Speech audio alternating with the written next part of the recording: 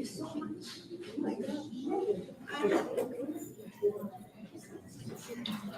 Yes, thank you so much.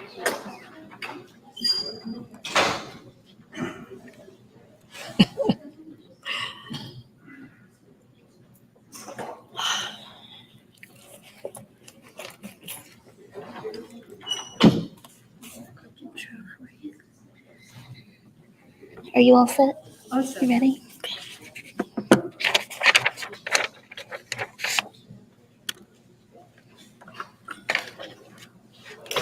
Welcome. Thank you all for joining us for today's art break. And again, thank you for your patience with our delay here.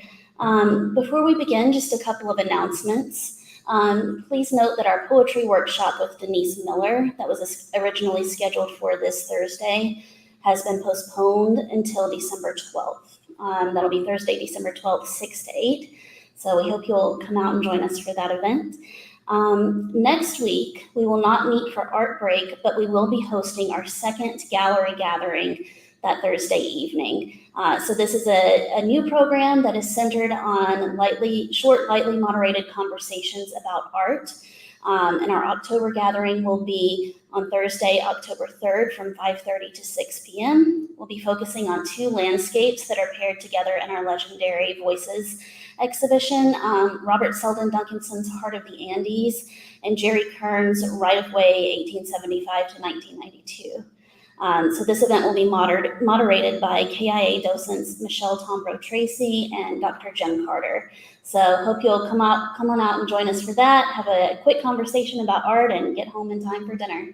Now I am so pleased to introduce to you poet, artist, and essayist Hedy Habra, who will be reading from and speaking about her fourth poetry collection, Or Did You Ever See the Other Side? This collection was the winner of the 2024 International Poetry Book Award and a finalist for the Eric Hoffer Award. She has also won numerous awards for previous publications, including The Taste of the Earth, which won the Silver Nautilus Book Award, Tea in Heliopolis, which won the USA Best Book Award, and Under Brushstrokes, which was an International Book Award finalist. Her story collection, Flying Carpets, won the Arab American Book Award's honorable mention. A 21-time nominee for the Pushcart Prize and Best of the Net, her multilingual work appears in numerous journals and anthologies, and we are excited to have her here today to share her work with us. Also, just a note that Or Did You Ever See the Other Side is on sale now in our gallery shop. So I encourage you to snag a copy after the reading and bring it back and have it signed by the author. So that will be available after the reading today. And if we should run out in our gallery shop, we have more here. So should be able to get everybody a book who wants one. Now please join me in welcoming Hedy Habra. Thank you. Thank you so much, Miriam, for this wonderful introduction, and thank you all for coming. I'd like to thank the Kalamazoo Institute of Arts for having me. Thanks to Dr. Miriam Thomas, Assistant Curator of Adult Programming Events, and also thanks to Christine Clark for carrying my books on the gallery shelves. I'm going to start the readings. I have prepared a few slides to show some of the paintings that have inspired all of these poems. And here, the title of this talk is An Interartistic Dialogue Between Visual Poetry and Visual Art, because for me, art and poetry are inseparable. And especially since I have started taking Chinese art for 16 years, I have been acquainted to a different style for the Chinese poetry and painting are interchangeable. And here, for example, is a Chinese painting that I made. And as you can see, there are lots of empty spaces. And I feel like the empty spaces in Asian art kind of corresponds to the pauses in poetry. And the title of the book, Or Did You Ever See the Other Side, asks a question, and all the poems' titles are also questions beginning with or. And I started out writing many poems with such titles without any specific intentions. But when I had several and that they were already published in journals, I figured I started asking myself why I had chosen for 8 years to write poems with these questions. And it seems to me that one of the reasons is that I'm trying to engage the readers in elucidating the meaning of the poems. And I'm leaving these poems open to interpretation. I have been painting all my life in different media, but I was mostly concentrating on teaching Spanish and writing poetry, and also writing academic essays. So we didn't know for a long time if I liked more writing criticism or poetry or short fiction. But at the end, learning the Chinese ink brush painting on rice paper helped me paint the cover of my books. So this is my second ekphrastic collection. For those of you who are not familiar with the term ekphrastic, it's just poetry inspired by visual art, except that over the years, poets have been expanding a little bit this definition, and ekphrastic poetry covers also poems inspired by the different arts, by even movies, by sculptures. I mean, sculptures, of course, is visual, but it has come to be inspired even by music, photographs, TV series, and also it has also a more extensive. I will talk more as I show the slides and read the poems. I will talk more about my Ars Poetica so that we can get to my influences. My influences are very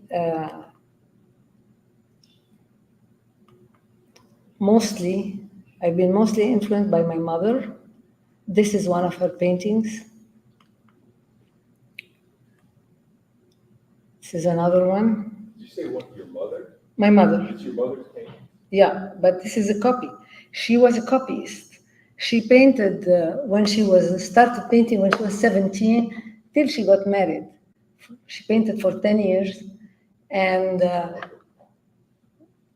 as I grew up in Heliopolis, all the walls of the house were covered by her paintings. This one was in the hallway, in the entrance. She had huge copies of Boucher and other famous artists in the dining room. And I grew up looking at these walls, looking at these paintings, imagining stories, imagining. When I was 7, I would think,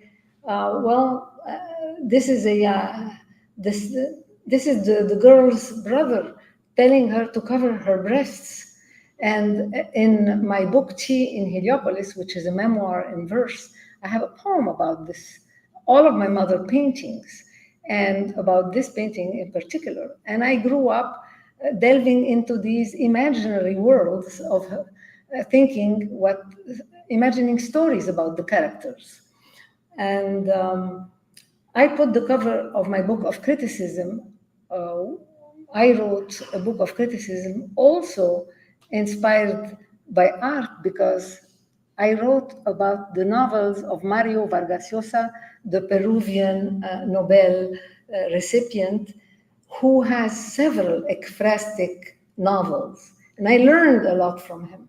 So I was greatly influenced by his approach to ekphrasis. And in some novels, he's got characters who will write erotic poems.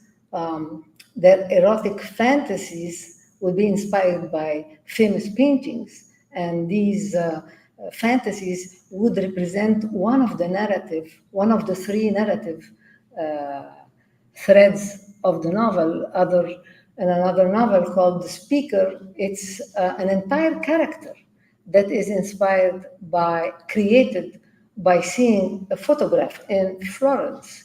And it also represents one of the three different threads in his complex narrative. And then he also wrote about Gauguin, and he delves into the mind, Vargas Llosa delves into the mind of Gauguin, and imagine how Gauguin created his most important masterpieces towards the end of his life.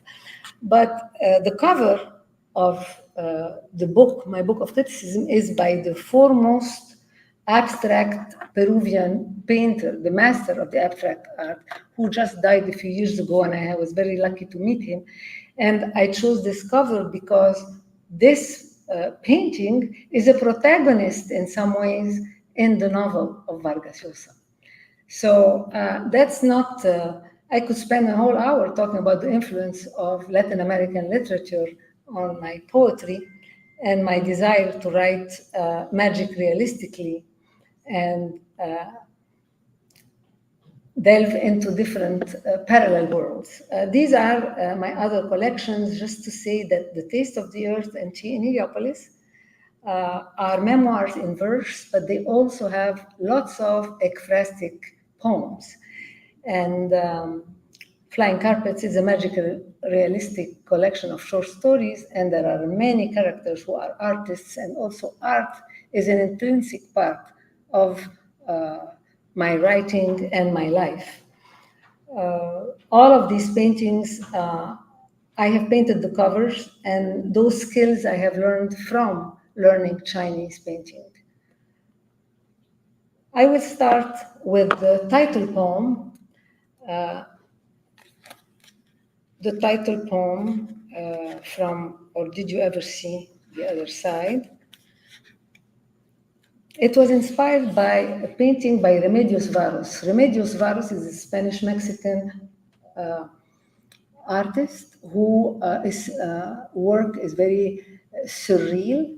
She was a Jungian, and she has lots of androgynous figures. And I have painted I have written dozens of poems inspired by her work, because she delves into archetypes, into the subconscious and the dream world. So this,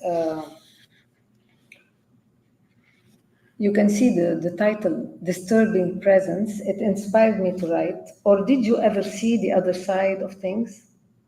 Seated at her table, her fingertips run over the knots where branches once grew, feel the crevices of the aged oak's grain, its porous surface about to peel open, like the pages of a book. She watches wavy lines swirl and Burns' eyes sprout in thread-like tendrils. Does a tree feel pain in its phantom limbs? Could the table remember the carpenter's hand that carved it with love, the many times it was stained and rubbed with oils? Would these hands erase the memory of trees pregnant with bird trills? And what of the movement of her pen, her unanswered questions, the songs she sang to herself? A heavy breath in the nape of her neck rarefies the air. The chair's damask fabric, woven with fleur-de-lis, disintegrates, scattering petals wet with tears.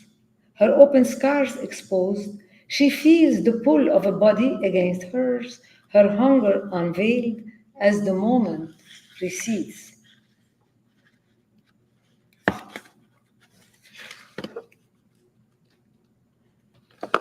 Another painting by Remedios Varo, Woman Leaving the Psychoanalyst. And this is a prose poem. I write many persona poems from the point of view of the character or the point of view of the artist. And sometimes they're in the first person or in different persons. So some people read my poems and they see, oh, this poem is in the first person. This is Hedy speaking. But no, part of Hedy is in the poem, but it is a persona poem. It is not biographical, not 100% at least. So this painting inspired me, or could I finally be allowed to leave my analyst? I'm leaving his office with my hair standing on end. No iPhone at hand, or else that would have made a great selfie. I walk out with a steady stride, tired of these useless sessions. After all, am I not reconciled with my dark side?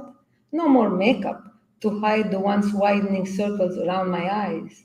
I'll let the gray show on my temples, allow my electric hair to rise and curl at will, catching sunlight and moonbeams in its spires. I don't need him anymore, but he doesn't seem to know it. There's still work to be done, he says, wants me back over and over again.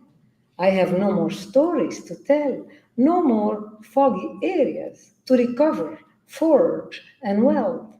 Has he become addicted to my voice? Or does he see his own shadow reflected in my dreams?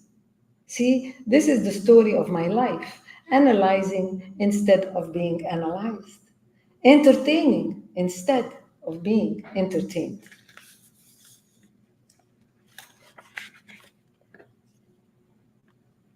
The next poem is by a Mexican painter.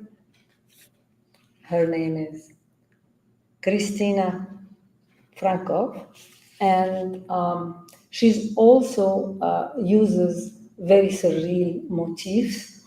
I forgot to mention that my former ekphrastic collection under Brushstrokes was inspired by works of art by different genders, a minority of women, and different styles and periods like Goya, Degas, El Bosco, and the like, and contemporary poets. Whereas this collection is inspired mostly by women's artworks, a minority of men, and many contemporary artists. So this poem inspired me. It is called Sembradores de Estrellas, de lo eterno y lo lúdico, from the eternal to the ludic, the series of stars sowers, or sowers of stars. And it inspired me a poem titled, Or Don't Be Fooled by Her Self-Righteousness. If you could only see her when she slips into her sleek pajamas and fights for hours with me, her alter ego, always dressed in contrasting colors from head to toe. She favors the coolness of seashell and ivory tones, while my clothes are tainted with cravings, the shades of fire and blood. That's why I can't stand her political correctness, though we've shared the same umbilical cord and most of the time coexist harmoniously. Or is it because I usually fade within her during the day, a replica she carries within, folded in her pocket like a cardboard silhouette? Only at night does she allow me to materialize and sit next to her. Hours long, we ask each other the sempiternal question, que vuoi? Maybe she yearns to accept me, the way a terminally ill patient needs a blood transfusion or autologous stem cells.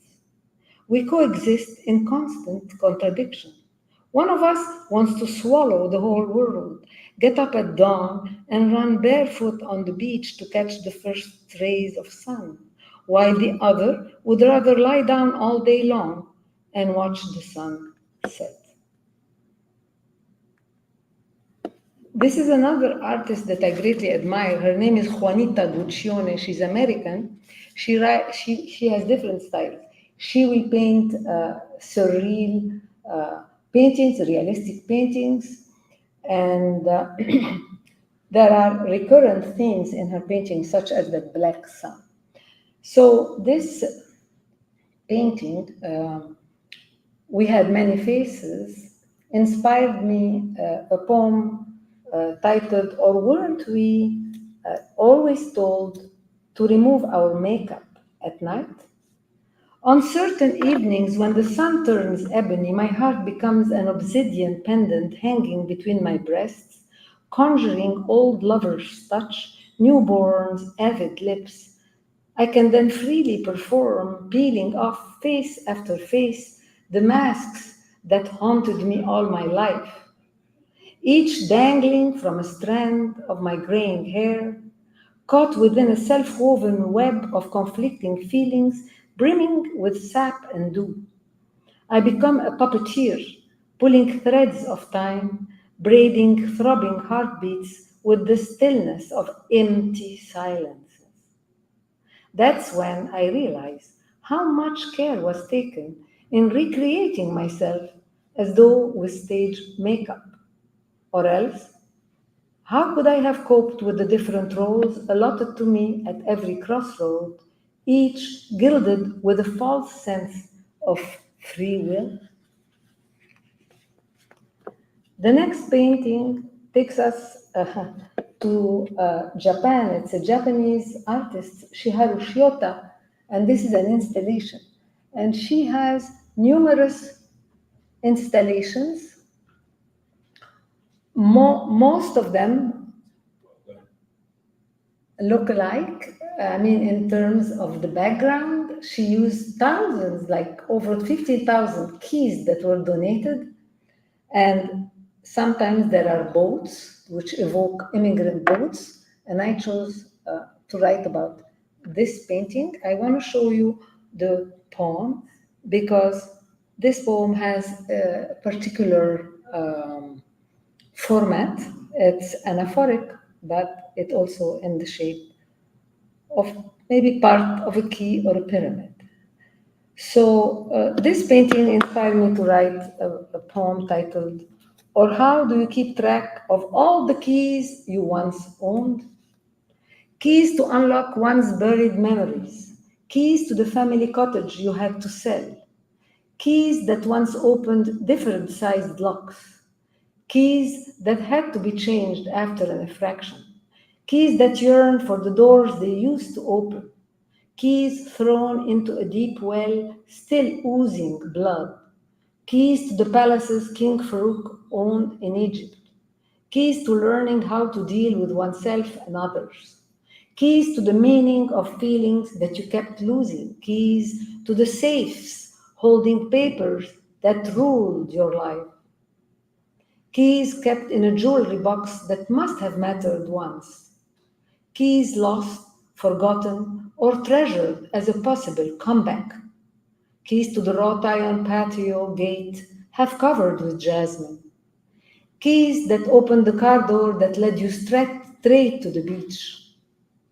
keys to dreams horned and ivory gates that keep getting mixed up, keys meant to reach the heart of a man before he changed the locks, keys you hold in your palm and run your fingers over and over again, keys to an old friend's house who once relied upon you to water her plants, keys passed on from generation to generation to reclaim the ancestral home, keys that you had to return to the hotel where you wished you spent a lifetime, keys to all the cars you've ever owned and led you through long forgotten crossroads, keys to the office you left carrying a cardboard box filled with what seemed important, keys to the wooden carved secretary your mother handed down to you that held no secret to her, keys to the homes you kept leaving from country to country,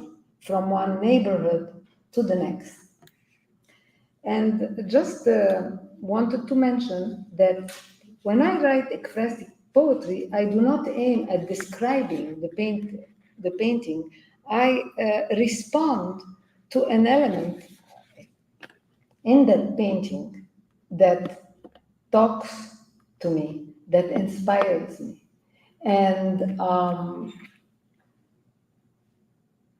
in this collection, when you read every poem, you do not see the reference to the art that inspired the poem. I wanted to give precedence to the words and do not have the intrusion of the artist on the page, but there is an index at the end of several pages mentioning the titles of of the works in reference to the authors, to the artworks and the title of the artwork.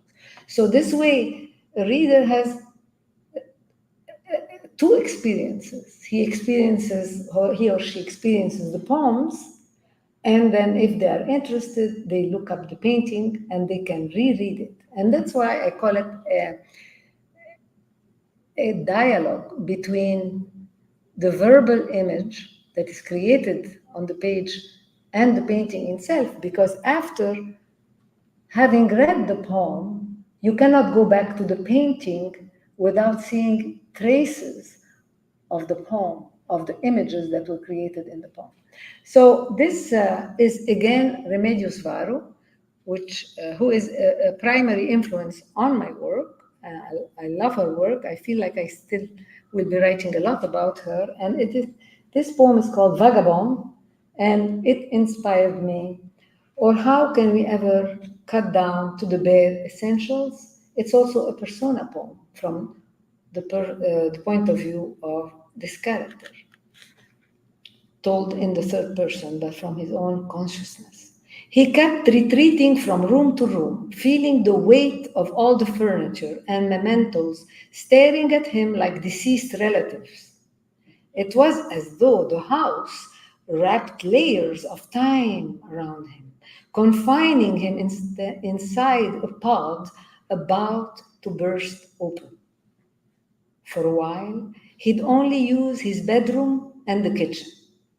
He eventually retreated to the sunroom. Its walls lined with bookshelves comforted him as he lay on the wicker couch opposite the bay window. He soon realized he needed fewer meals and only one change of clothes. Feathers seemed to grow out of his bones, filling him with a desire to embrace the movements of the wind. He tried to get rid of plants, of his archived papers, of the photos that couldn't find their place in the abandoned albums. He sorted out the books he knew he'd never read or reread. Finally, the day came when, unable to break all ties, he clung to his tabby, the photo of a woman, a purple-lipped Cattleya, a few books, anything he could hide under his strong wings, slammed the door and left.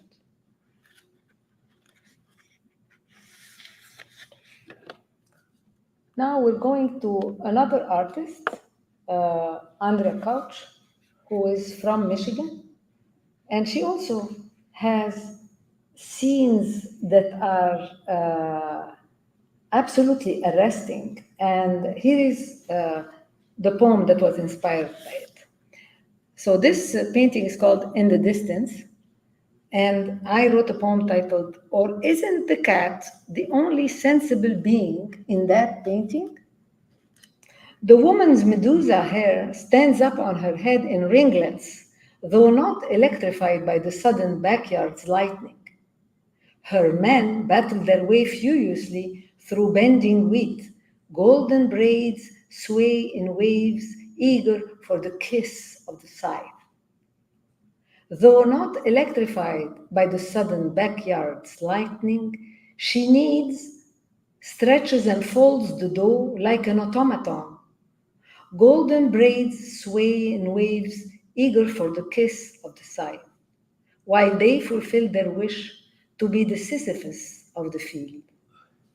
The cat's calls remain unheard as he shrieks at the sight of the felled tree. She needs, stretches and folds the dough like an automaton. In defiance, she will only use packaged flour from the store, while they fulfill their wish to be the Sisyphus of the field.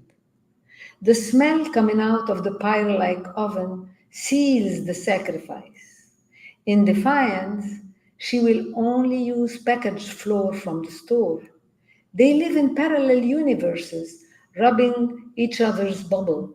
The smell coming out of the pyre-like oven seals the sacrifice. Or is everyone about to explode in spontaneous combustion? Only the cat hears her unuttered words. Will anyone listen to his warning? This is a pantoum. This book has 5 sections. There is one section that has only pantoums. As you notice, there was a repetition in the stanzas that follow a certain pattern. And I'll read another couple of okay, this one is, in a minute I will read more pantoums, but now we're moving to Remedios Varo again. The poem is called Encounter. The painting is titled Encounter, and it inspired a poem titled, Or What If One Could Overhear Words Hovering Over a Pond? She loosely wraps a muslin around her slender body. Waves swirl in suspension from head to toes as she dresses and undresses in a rhythmic motion. You'd think she's getting ready for a performance, but mirrors are banned from her walls. Their shattered shards buried in small boxes, stacked on shelves, their dark lids gathering dust like archived journals, each filled with forgotten objects, mute messages, layers shed from her past.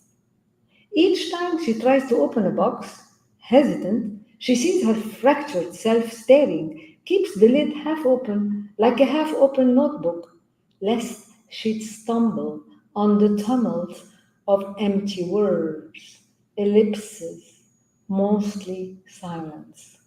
Each time she faces the startled look, she slowly lowers the lid, won't let the voice utter the same unsettling questions, hovering over her dreams, over her dilated pupils, still like the satin surface of a pond, won't let her repeat what she already knows.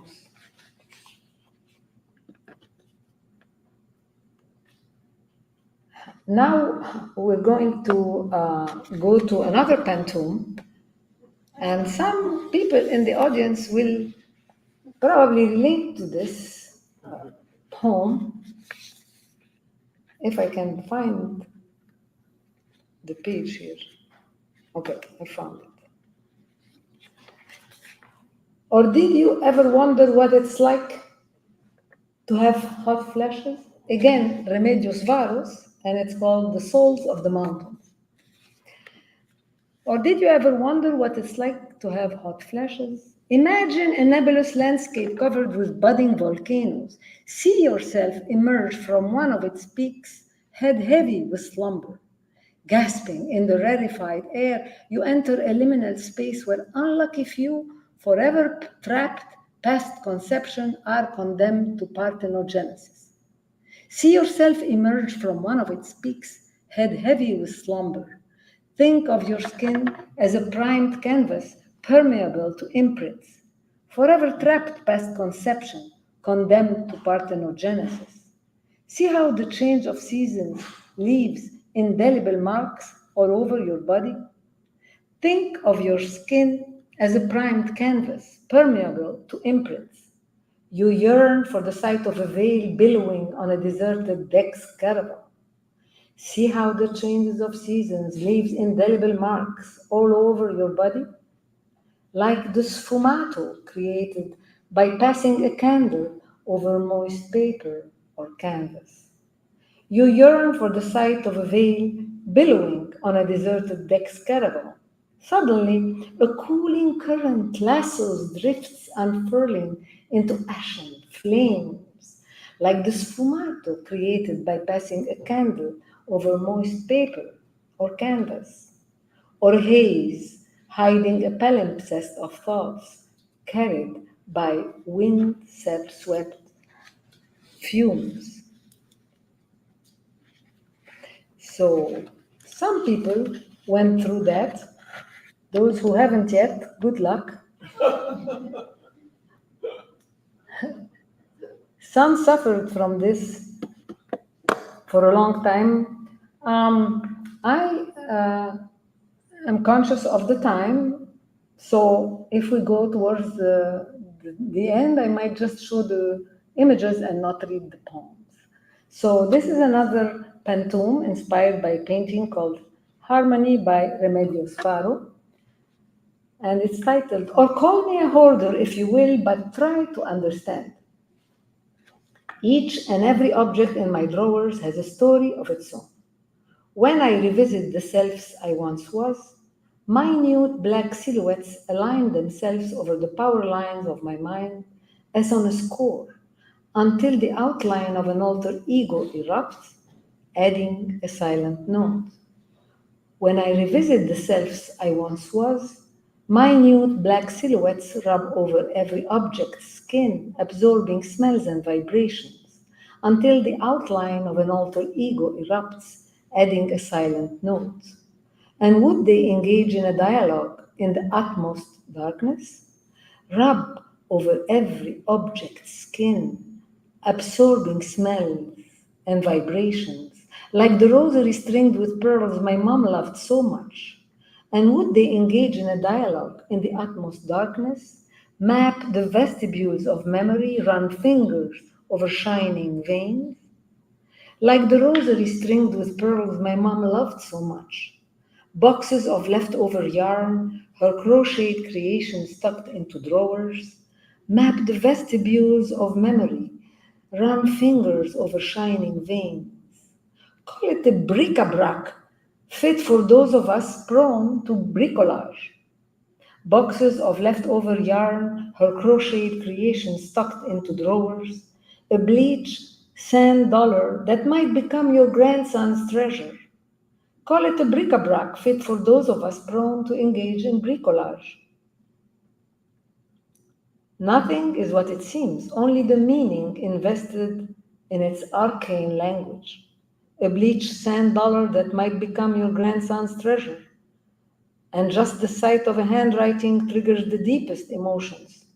Nothing is what it seems, only the meaning invested in its arcane language. I keep digging as I become the archaeologist of my own experience. This is another pantoum inspired by Juanita Guccione's Three Women and Three Owls. Or can't you see, well, this poem was a little bit complicated to write because I wasn't sure about my own interpretation of this painting. I saw it at times as three different women that are friends, and I saw it as the three different facets of the three stages of the life of the same woman. And so I wrote a poem with different points of view. I still have maybe 3 poems. I don't know if I have time for them. Okay. So. The 3 fates as well. Very good. That's true. That's true. Or can't you see how we're weaving ourselves tight? Didn't you think you'd soar high up when you wore a miniskirt? I lowered my hemline, surrendering to ghost owls' hoods, following the rhythm of my elders' everlasting refrains. When she visited the Louvre, she wanted to wear her skin bare. I lowered my hemline, surrendering to ghost owls' hoods, wore a keychain around my wrist that didn't open any doors. When she visited the Louvre, she wanted to wear her skin bare, chest open to the drifts of wind as she'd march with Delacroix's banner. Wore a keychain around my wrist that didn't open any doors. Afraid to face the black sun of melancholy, sung by Gérard de Nerval. Chest open to the drifts of wind as she'd march with Delacroix's banner, she enters the triple dance, a sarong loosely wrapped around her hips. Afraid to face the black sun of melancholy, sung by Gérard de Nerval, I conjure my younger self's steps, eager to unlock the darkness. She enters the triple dance, a sarong loosely wrapped around her hips. The 3 of us dive into the emerald waters under the blackened sun. I conjure my younger self's steps, eager to unlock the darkness. You didn't soar high up, still unable to satisfy your hunger. The three of us dive into the emerald waters under the blackened sun, united at last in our quest for meaning, weaving ourselves tight.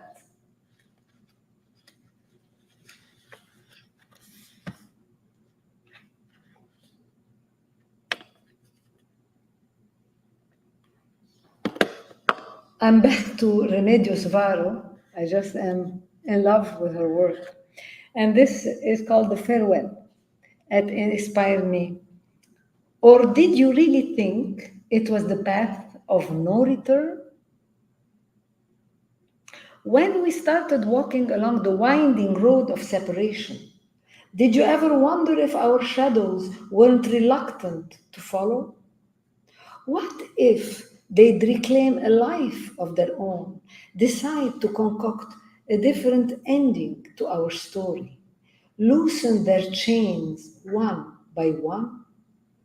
What if they might have stretched and stretched, retracing our footsteps towards the place where words were less spoken or omitted? And what if then, without restraint, without shame, pride aside, they would have wrapped themselves around each other in swirls tighter than the twists of a rope, become braided wicks awaiting to be lit, linger back there with no witness save perhaps an alley cat, a stray dog, or a lost sparrow?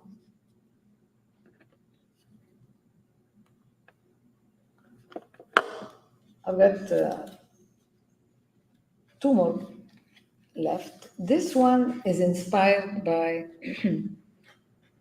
a sculpture by Paige Bradley. And the story goes that after she finished the sculpture, it fell and it broke. So she put it back together and decided to put a light inside and display it at night. And it inspired me a poem titled, Or What If Scars Would Suddenly Become Transparent? And it has an epigraph by Hafiz. And the epigraph is, I wish that I could show you when you are lonely or in darkness the astonishing light of your own being. Did the Persian poet mean that it would take a special viewer to perceive the truth within? We were taught to hide our sorrow, forget and store grief in drawers. We learned to cover our imperfections with makeup and disappointments under a smile. We showcased our very best with trompe-l'oeil pleated skirts.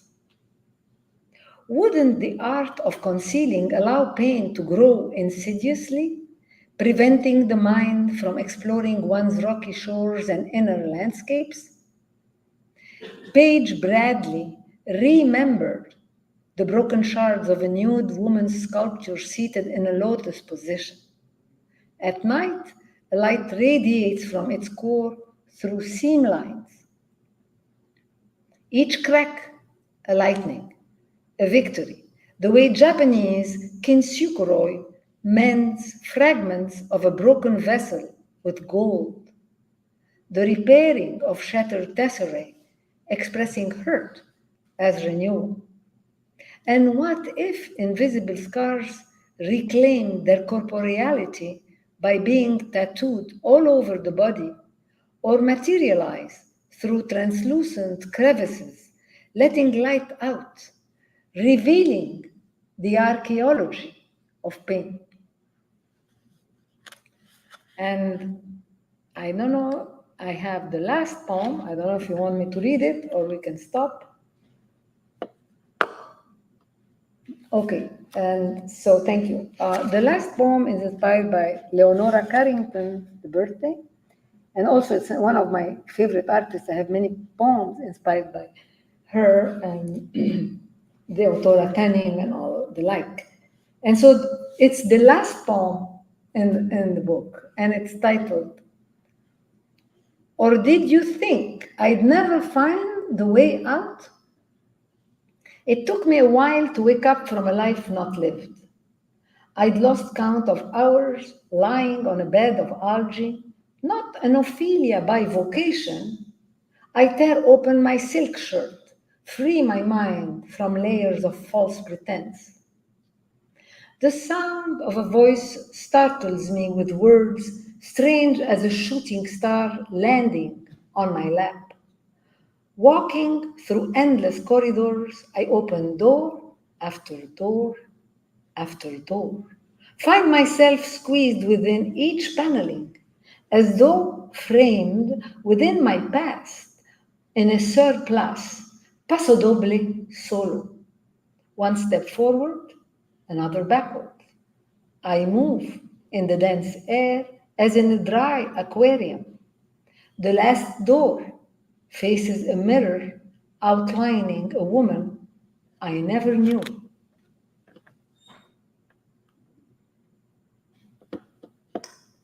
Thank you.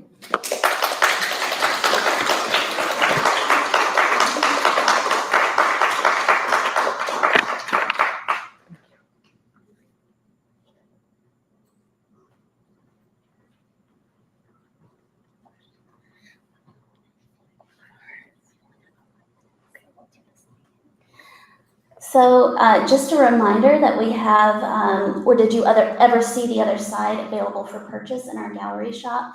So I encourage you, if you want to have a copy of this beautiful book, please feel free to purchase a copy and then bring it back, and Hedy will sign books for you, and she can also answer your questions at that time as well. Thank you all. Thank you. Well, I guess I'm here for any questions.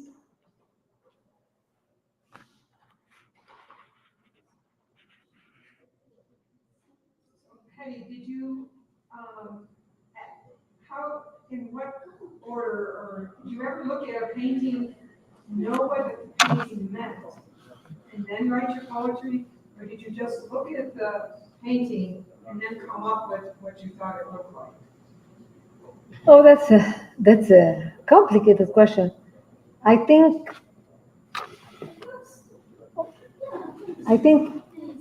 both possibilities have happened, but sometimes when I'm interested in a painting, I will print it and put it somewhere in the house, and I can look at it maybe for a month or more.